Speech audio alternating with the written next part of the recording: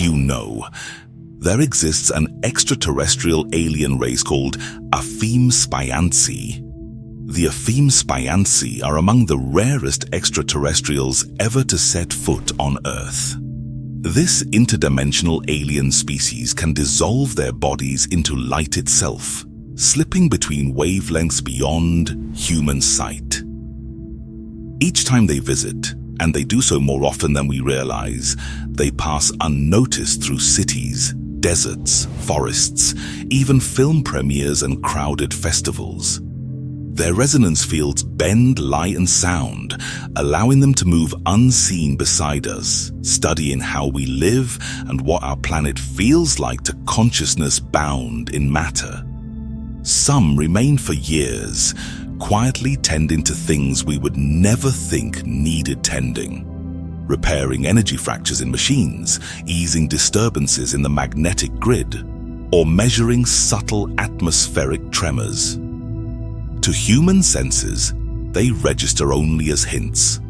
A flash in the corner of vision, a cold current of air, or the certainty of unseen eyes in an empty room. Beyond our world, far in the Lyra constellation, circles the pale blue star Gamma Lyrae.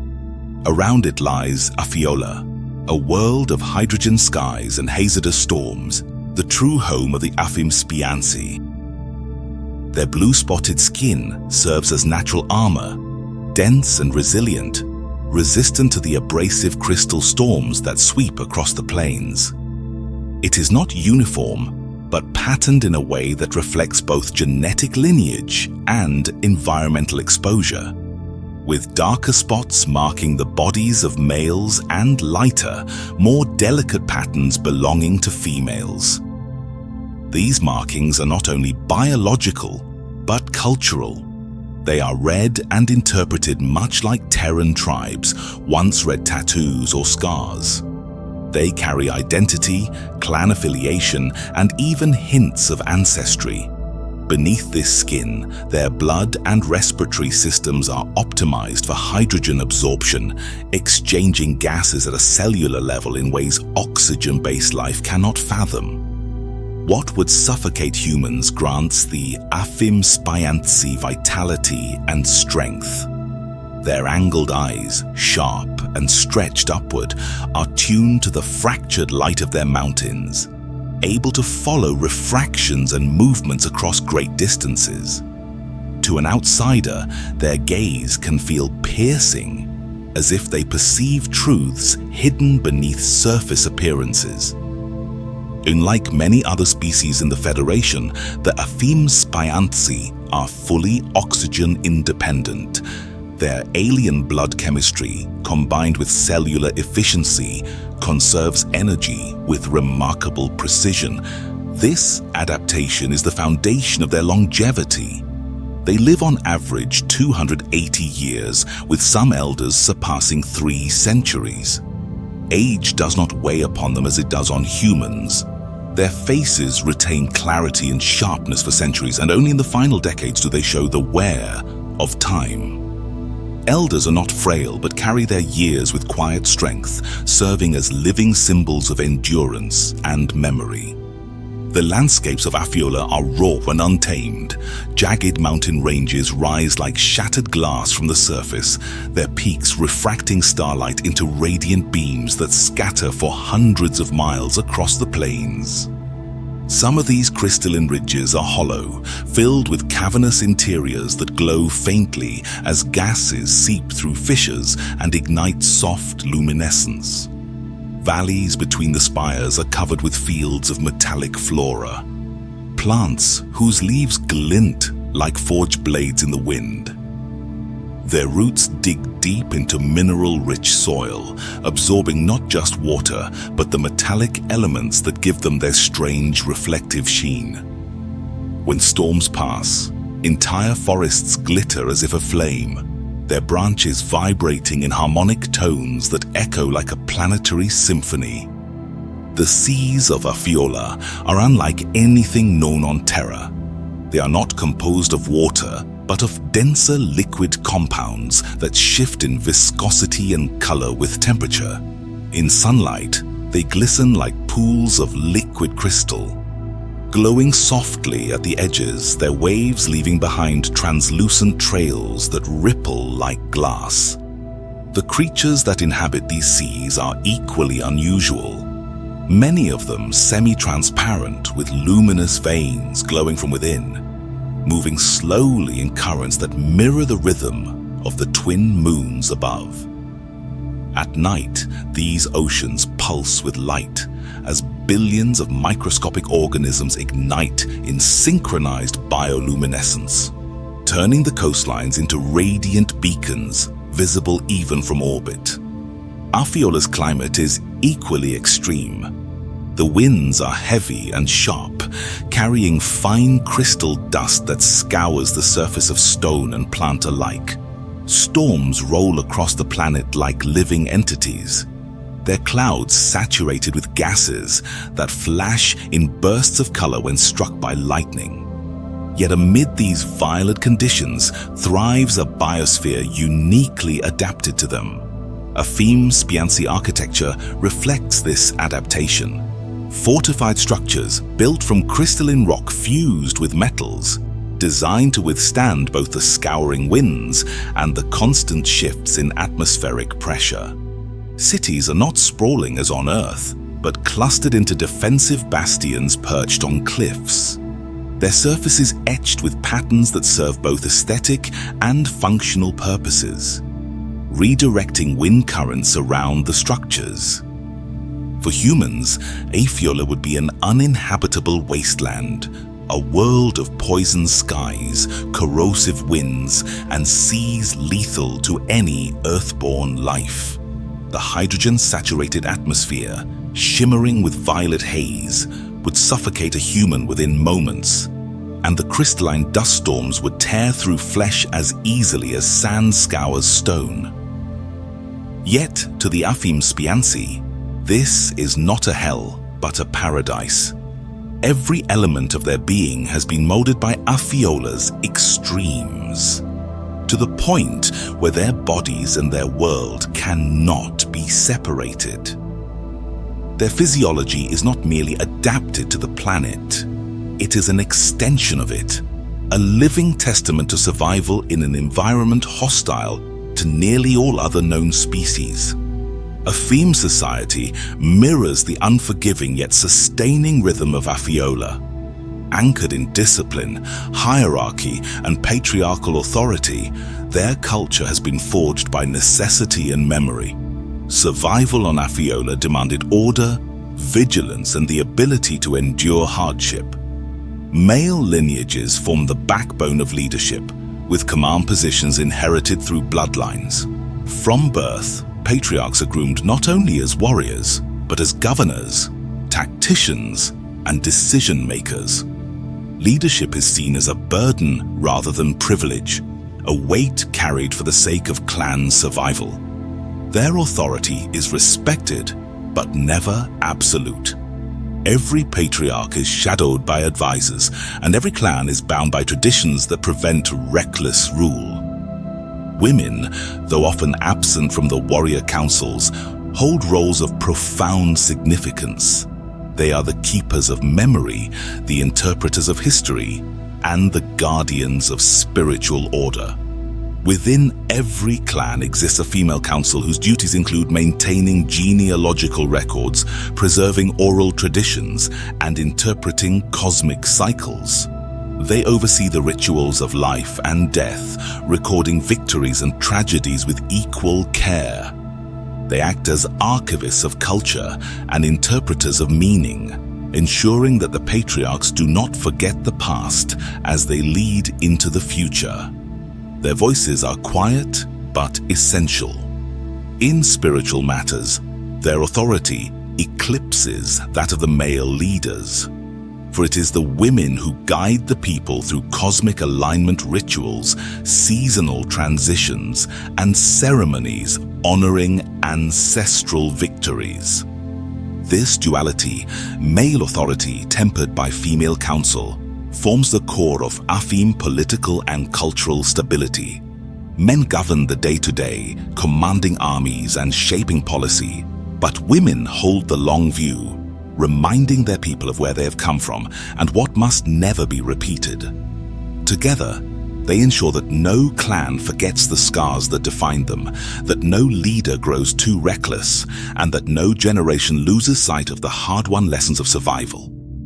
Their society, like their planet, is harsh, disciplined, and austere, but beneath its severity lies resilience. To outsiders, Aphiola may appear cruel and merciless, but to the Afim-Spiantsy, it is the womb of survival. The place that forged not only their bodies but also their culture, their politics, and their unyielding sense of identity. The very name Afim-Spiantsy encapsulates this balance of pride and warning. Centuries ago, when their world teetered on the brink of destruction, they faced an adversary whose fleets dwarfed their own. The Spansi were 12 times more numerous, better resourced, and prepared for absolute conquest. For the Afim, survival seemed impossible.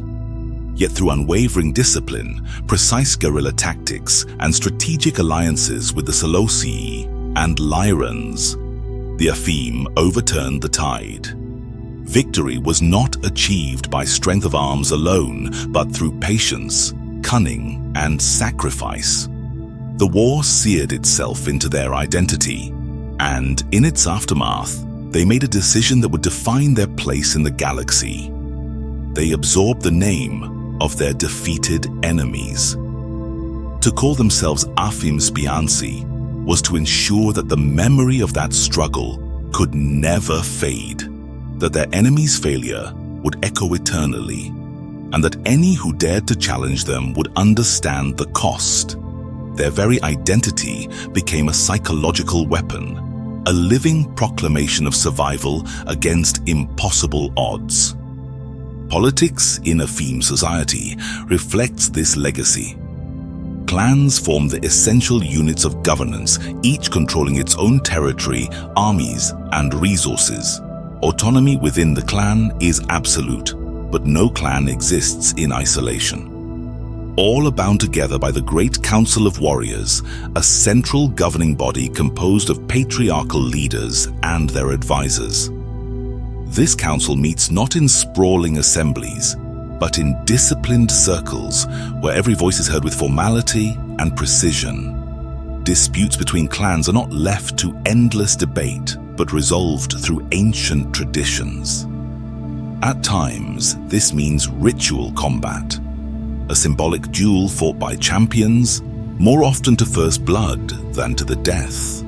At other times, disputes are settled through grand strategic games, elaborate contests of logic and foresight designed to test discipline, cunning, and mental endurance.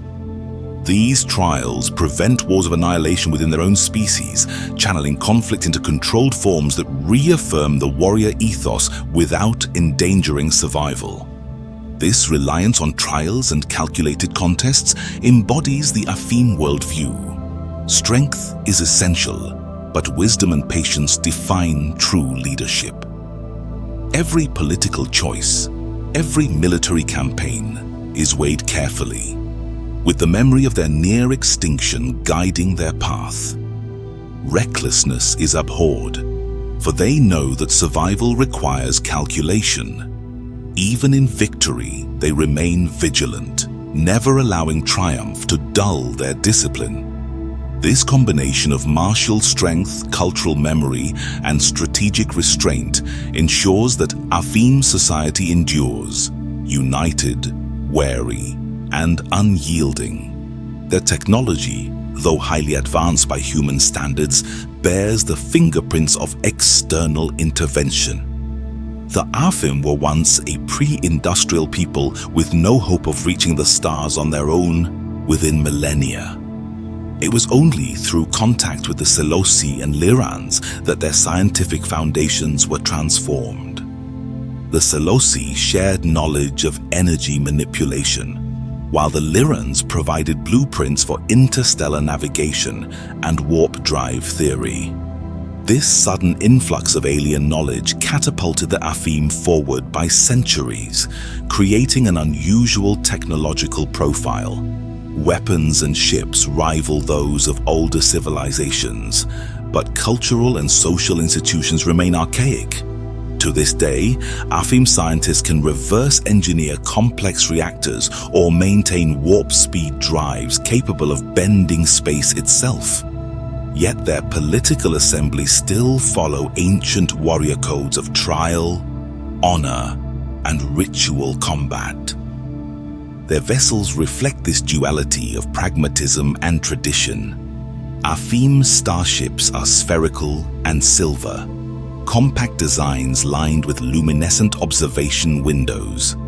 Unlike the massive dreadnoughts of the Orion collectives or the sprawling fleets of the Federation, Afim ships are built for rapid deployment and swift retreat. They embody mobility and efficiency, not dominance. A single squadron can depart from Gamma Lyrae and arrive in Earth's orbit within 20 Terran minutes. A feat of speed that astonishes other species. These craft are also cloaked in adaptive resonance fields, enabling them to pass through dense atmospheres invisibly. Such precision, however, comes at a cost. Their fleets are small and their logistics fragile. They have mastered travel and stealth, but not the scale of empire. This limitation is acknowledged and even embraced, for they know that survival does not require endless conquest, only discipline, readiness, and watchfulness. Daily life reflects the same paradox. Afim children are raised in warrior schools from the moment they can walk. Combat and discipline are taught alongside logic, strategy, and foresight. To them, the art of war is not brute force, but the ability to outthink and outmaneuver. Teachers place as much emphasis on pattern recognition and long-term planning as on physical training. The strongest warrior is considered incomplete if he lacks foresight. The keenest strategist is dismissed if she cannot hold her ground in combat. This balance defines Afim adulthood. Physical might and intellectual clarity must be united, or neither is sufficient. The arts on Aphiola mirror this ethos. Afim music is built not on melody, but on resonance, deep vibrations that travel through the hydrogen-rich air as a tactile waves felt as much as heard. In communal gatherings, these resonant tones are used to synchronize breath, rhythm, and thought among participants, creating unity through sound. Their visual art takes geometric forms, spirals, angular lattices, and intersecting planes.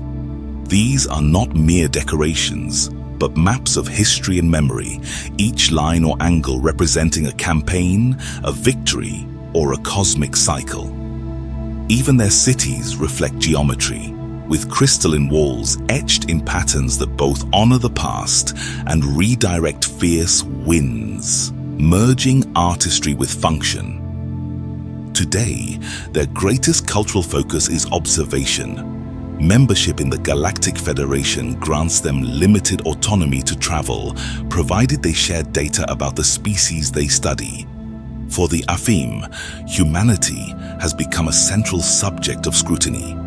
They regard deviation as the most revealing marker of destiny, and human societies, fractured as they are, present an unparalleled field of study. Their presence on Earth is often invisible to the eye, but tangible to the senses. Reports of sudden dread, unshakable anxiety, or the eerie sensation of being watched are consistent markers of their proximity. Such experiences occur most often in entertainment districts, psychiatric institutions, and environments where chaos thrives. The Afim intentionally manifest in these spaces, studying the limits of human behavior and the points where order breaks into disorder. To them, excess and deviation reveal the hidden truth of a species' trajectory. Despite their martial culture, the Afim-Spiantsy have no interest in conquering Earth or exerting dominance over humanity.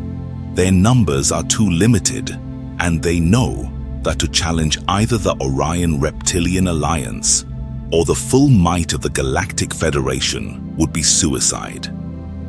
Instead, they occupy the position of cautious allies, offering data and insight in exchange for survival. Their colonies across 10 worlds are maintained peacefully through negotiation and adaptation rather than military imposition. This practice separates them from other warrior-born civilizations, many of which cannot resist the pull of conquest. For the Afim, restraint is not weakness, it is wisdom earned through scars. On the galactic stage, the Afim-Spiantsy are enigmatic yet respected. They are seen as survivors of an impossible war, a people who turned annihilation into identity and who now carry their discipline like armor. Aphiola itself mirrors this character. Its seas shimmer with alien light, its skies are sharp and violet, its mountains cut the horizon like glass blades. It is beautiful but harsh, alien yet enduring. To outsiders, it is a reminder that survival often demands adaptation to extremes. To humanity, the Afim represent a kind of mirror. They embody what it means to endure by remembering scars rather than burying them. They study us not because they seek to destroy or enslave, but because they see in us the same signs of potential deviation that once marked their own survival. They watch humanity with caution and patience, knowing that a single generation can determine the fate of an entire species. For them, observation is not passive, it is an act of preparation. Every pattern they record, every deviation they study, is woven into their vision of the future. In silence, unseen, yet present. The Afim-Spiantsy continue to watch, not as conquerors, but as guardians of vigilance, awaiting the moment when their knowledge will prove essential. ChatGPT said, roughly 42,000 years ago, the Afim-Spiantsy arrived in the solar system, not as conquerors, but as researchers accompanying a Lyran Selosii survey of hydrogen-rich worlds. They detected Earth's high magnetic activity, an oxygen-hydrogen balance, and chose the polar regions for study. Beneath the Ross ice shelf, they built domed sanctuaries pressurized with hydrogen and maintained by geothermal fusion vents. From there, they observed early hominids and the genetic projects of the Lyran and Pleiadian scientists working in Lemuria. Their logs describe humanity's ancestors as adaptive oxygen breathers capable of rapid mutation under environmental stress. An evolutionary trait that fascinated the Afim, whose own physiology was stable but inflexible. Around 29,000 BCE, Lemurian scientists discovered harmonic pulses from beneath the Pacific and made direct contact. The Afim shared knowledge of resonance engineering, how to stabilize crystal networks through controlled hydrogen vibration.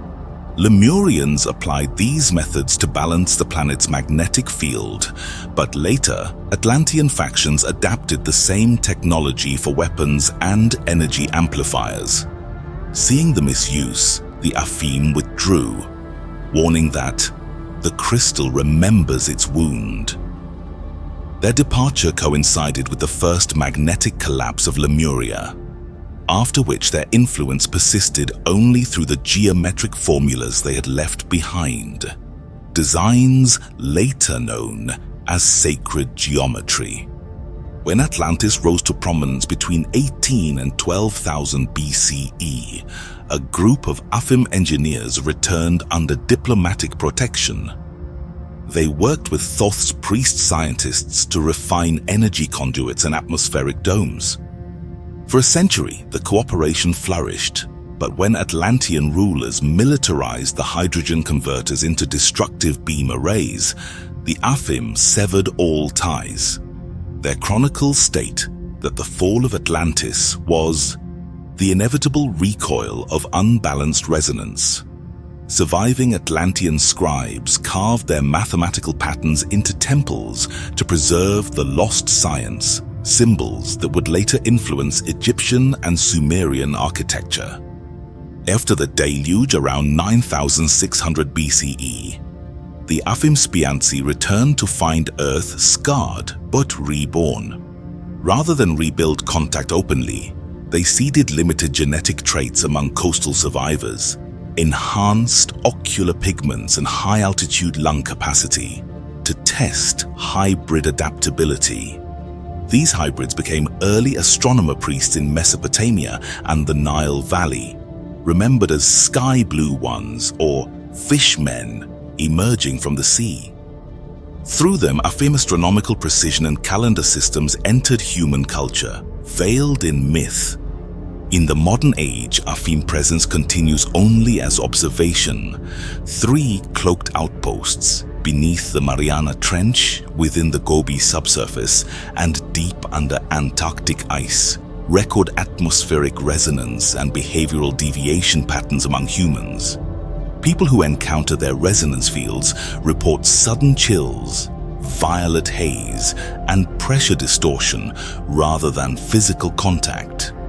The Afim-Spiantsy remain one of the quiet mysteries of the cosmos, an intelligent race that has walked unseen among humanity for millennia, studying, recording, and guiding without recognition. Their mastery of invisibility allows them to blend into the very fabric of Earth's activity, their presence hinted at only through fleeting sensations and anomalies, flickers in camera lenses, cold drafts in still air, unexplainable magnetic pulses. They observe not out of malice but caution, seeking to understand whether humanity will follow the same self-destructive path that once scarred their own civilization. To them, invisibility is both protection and discipline. A way to watch without interfering, to help without claiming credit, to ensure the fragile balance between worlds remains intact. If their purpose is truly stewardship, then perhaps their patience is born of hard-earned wisdom. They study us not to conquer, but to foresee, not to change history, but to measure its course. Yet, questions linger. How long have they lived beside us unseen, shaping events in silence? Do they wait for humanity to reach a level of harmony worthy of open contact? What do you think? Let us know in the comments below. If you enjoyed this video, don't forget to like and check out our sources and references in the description, and subscribe to Astral Legends, Infinity Legacy, and History Legends for more ancient myths and astral legends. Also, feel free to join as a member of the channel or become a Patreon for exclusive content and information on these topics. We'd also like to emphasize that all living beings have the power and strength of the Creator of all within them. May the eternal light guide your path always. See you on the next episode.